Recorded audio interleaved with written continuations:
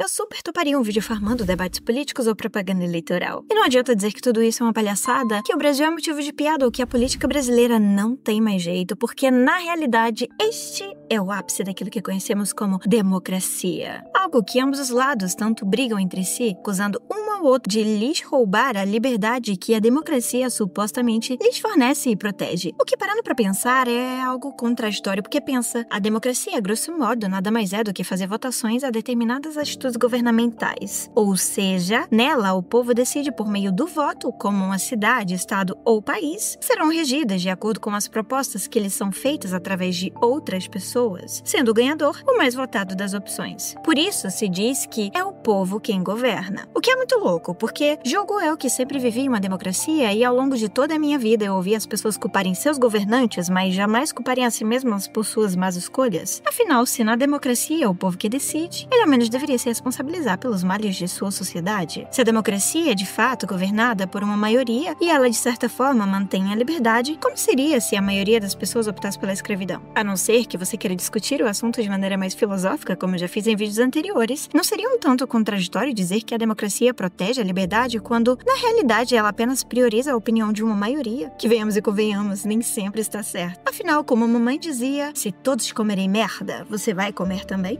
A ideia de seguir uma maioria vem das pessoas se guiarem por um hábito que supostamente tende a ser aquilo que funciona. Seguimos uma maioria pela segurança, até porque, por senso comum, as pessoas em geral não querem coisas ruins para si mesmas. Então a gente acha que está indo no caminho certo. O único problema é que mudanças são essenciais para nos fornecerem soluções e avanços. E elas só ocorrem porque vez ou outra surge um ser iluminado que nada contra a maré, apresentando ao mundo novas descobertas. Na verdade, essas pessoas são absurdamente raras.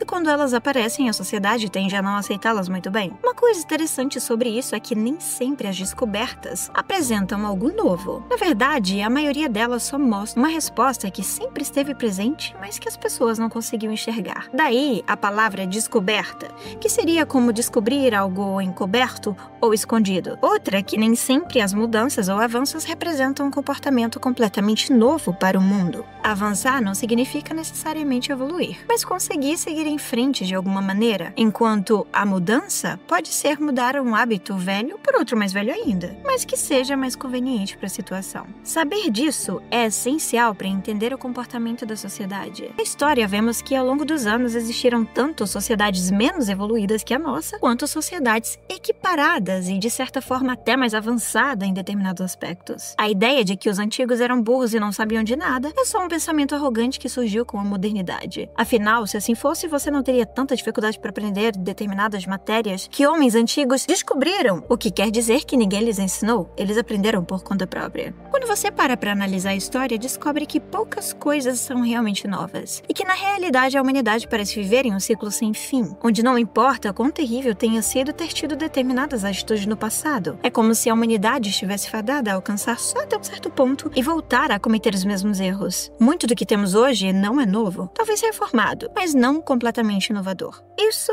inclui a democracia, que surgiu na Grécia Antiga. Na verdade, quase todas as formas de governo que hoje conhecemos surgiu há muito tempo. Nesta época, os gregos já conheciam os 3 tipos de governo predominantes no mundo: a democracia, a monarquia e a oligarquia. E eu presumo que se você é dos que estão na internet discutindo política, você sabe como funciona cada um deles, certo? Em qualquer tipo de governo, há violência ou obediência, riqueza ou pobreza, legalidade ou ilegalidade, e não existe nenhum sistema de governo capaz de atribuir apenas as coisas boas. Não existe paraíso na Terra, e se você acredita nisso, é preferível que você busque alguma religião que lhe forneça essa ideia no pós-vida, pois é muito mais garantido dela estar certa do que você acreditar que nesta Terra você vai viver algo semelhante a um paraíso.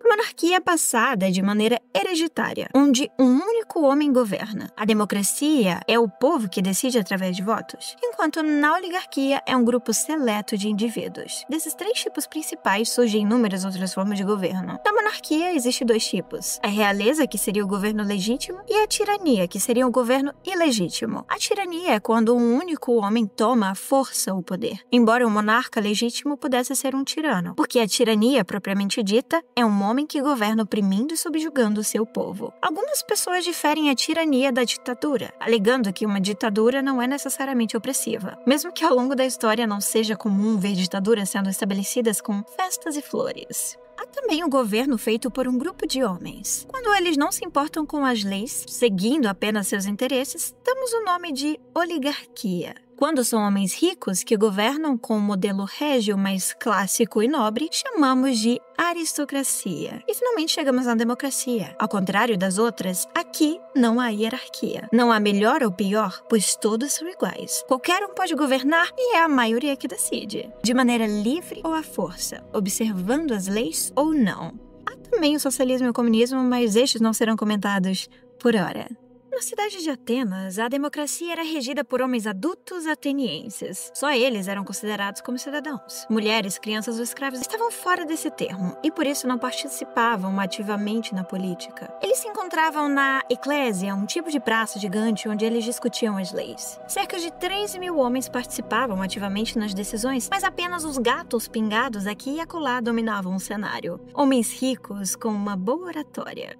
Por causa disso, alguns críticos da democracia começaram a surgir. Eles argumentavam que aquela forma de governo podia facilmente ser manipulada por um bom orador ou algum líder popular que conduziria uma maioria pela emoção. Sócrates era um desses críticos. Mas ele levantava um argumento diferente, embora também tivesse críticas semelhantes. O principal argumento de Sócrates contra a democracia era afirmar que nem todos os homens tinham competência para governar. Ele não acreditava na ideia de que todos os homens eram iguais. Em 1.000 homens não se encontra o mesmo número de jogadores de xadrez, nem o mesmo número de reis. A aptidão dos homens é diferente para cada um, pois da mesma maneira como não é possível ensinar a todos da mesma maneira e em mesma matéria, um governo verdadeiro deve procurar-se num só, ou em dois, ou num pequeno número de homens. Sócrates estava ciente que a democracia era repleta de homens que fingiam ter competências, ganhando o público através de bons argumentos. Tanto que ele passou a vida refutando os ditos sofistas, que eram homens que vendiam ensinamentos. Mas a verdadeira especialidade deles era a dialética, tornando-se mestres em virtudes sociais. Eles duvidavam da existência de uma verdade absoluta, e seus discursos eram repletos de manipulações para que nunca estivessem errados. Mas Sócrates, tendo ouvido de uma sacerdotisa no oráculo de Delfos que ele era o mais sábio dos homens, mesmo afirmando que nada sabia, foi buscar respostas.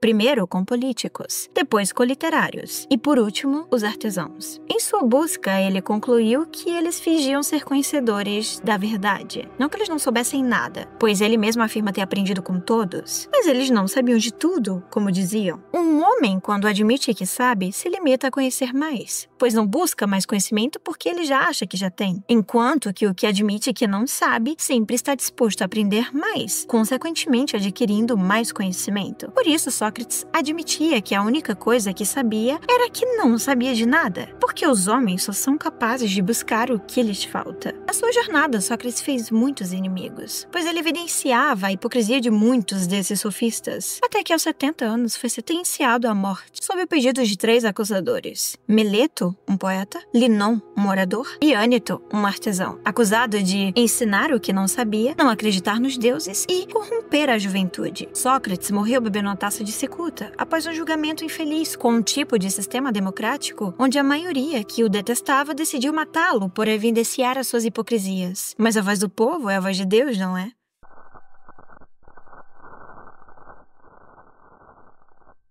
Mesmo que a democracia pregue liberdade e direitos, até mesmo onde ela foi fundada, essa ideia se contradiz. Se fosse assim, escravos, mulheres e crianças participariam de maneira tão ávida na política quanto homens adultos de Atenas. Se os homens fossem iguais, como se afirma nesse tipo de governo, crianças deveriam ter tanta voz quanto os adultos na política. Afinal, se há igualdade, deve-se admitir que eles sabem tanto quanto um adulto. A democracia hoje é protegida por homens que acreditam estar protegendo sua liberdade, mas se a democracia promete liberdade e não faz nada que monarquias e impérios fizeram, logo não pode se dizer superior. Se a justificativa é de que ela promete igualdade, então ela está prometendo injustiça, porque não tem como você tratar todos da mesma maneira. E se todos os homens são iguais, não poderíamos eleger o melhor homem em época de eleição, quando, por definição, não existe um melhor. Anos se passaram e mesmo com determinadas reformas continuamos no ciclo amaldiçoado de fazer as mesmas coisas que antes. Continuo vendo tiranias, oligarquias, sofistas e democracias, todos em prol de um discurso que o povo povo é o soberano e que ele que tem o poder. Aliás, eu, Ceres, acho muito conveniente e delicioso ter esse poder. Vou continuar me divertindo, assistindo aos debates políticos na TV, vendo como eles não apresentam uma única proposta de melhorar o país, mas que estarão me dando uma ótima aula de sofismas enquanto fogem das perguntas realmente importantes e se fixam em atacar um ao outro. E no fim, eu, com o meu poder, vou escolher o que melhor refutar as ideias. Eu, como parte do povo, adoro ter esse poder. O poder de entregar a minha vida e a vida do meu país nas mãos de qualquer um que está no mesmo nível de uma criança ou um ex-presidiário e que com um simples comando pode me destruir com a única condição de me garantir que o poder continue em minhas mãos. Importante dizer que conheci um demo chamado Cracia e ele me disse algo que chamou minha atenção. Minha cara Ceres, nós os demônios temos muito mais em comum com vocês, seres humanos, do que os seres celestiais. Tanto vocês quanto nós seguimos aquilo que queremos. Nos rebelamos contra entidades superiores porque somos seres infinitamente livres e não aceitamos estar subordinados a ninguém. Mesmo que a nossa ciência seja tão inferior quanto um grão de areia e tão suja quanto a maldade velada de inveja que exige no nosso interior.